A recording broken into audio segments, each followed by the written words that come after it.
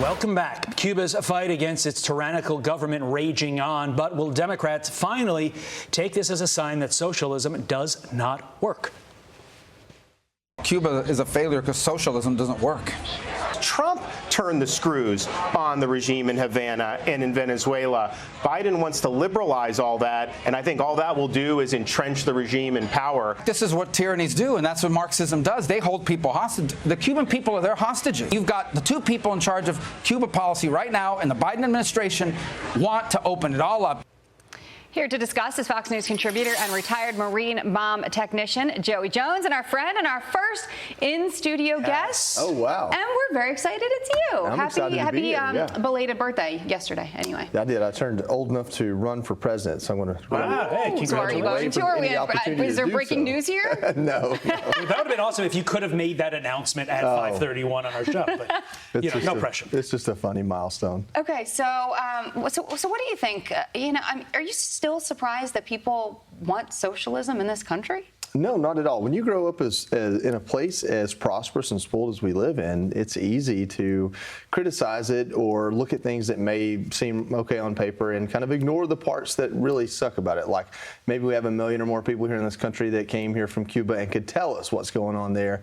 That's too much, I guess, obvious evidence because some professor at Cal Berkeley or somewhere like that said this system would be fantastic if everyone were pure and honest.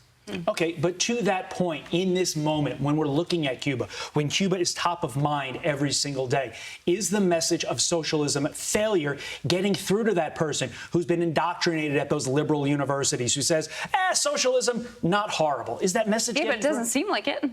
Well, I can't remember who now, and I'm sorry, I can't attribute it to them, but someone pointed out last week that the way we treat our really Gen Zers, our young crowd, is to kind of talk about them like they're stupid a little bit and say, hey, you know, I know you haven't been into the real world yet and you don't understand, but I think the better way to handle this, and not to be overly benevolent the day after my birthday, but basically is to reach out and talk to these folks and to give them opportunities to hear from people that were raised in Cuba or had to leave or flee Cuba. And then also, because I think this message of like explaining to them how great this country is isn't getting across because they don't know anything else. But maybe having someone explain to them how bad things are in other places. You know, there's an anecdote that says if you're under 30 and you're conservative, you're heartless. But if you're over 30 and you're liberal, you're broke.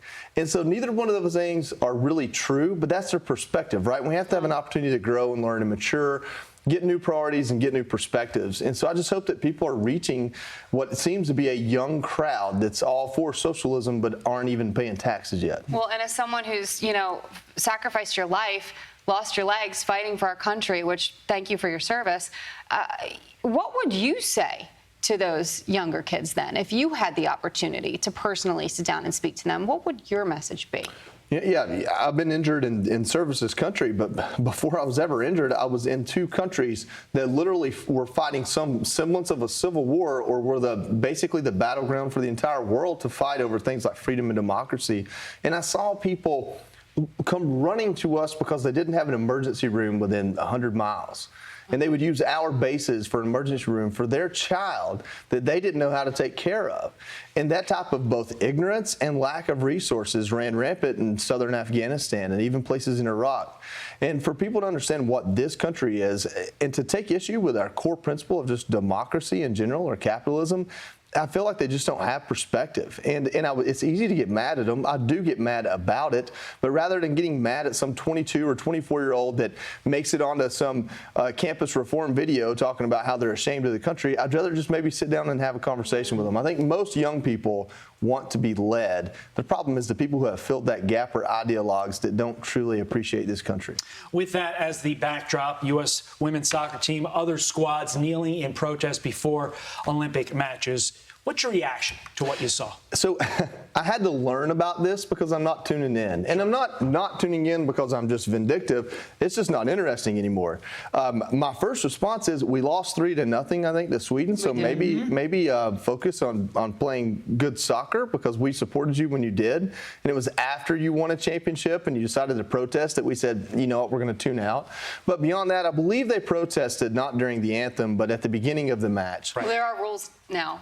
And we have to be intellectually honest and say, okay, well, when they were protesting during the anthem, most of us were saying, it's because you're protesting during the anthem that we're offended by this. So, if you're going to do it this way, they all stood for the anthem. They decided to protest. I hope they use their platform for good, but I hope they use the field to win some matches because I want to see USA up top. Yeah, well, you've always been very measured in your thoughts. That's why we love having you on. It's hard to get too upset before 6 a.m. I guess. Sure. But you can. But as we did learn at the top of the program, if you kick the ball in the goal, you will win. That was my more times than the other team. Expert soccer That's advice. how that works. Joey Jones, awesome to have you here as our first guest on set for a really, really long time. It's great to see you, friend.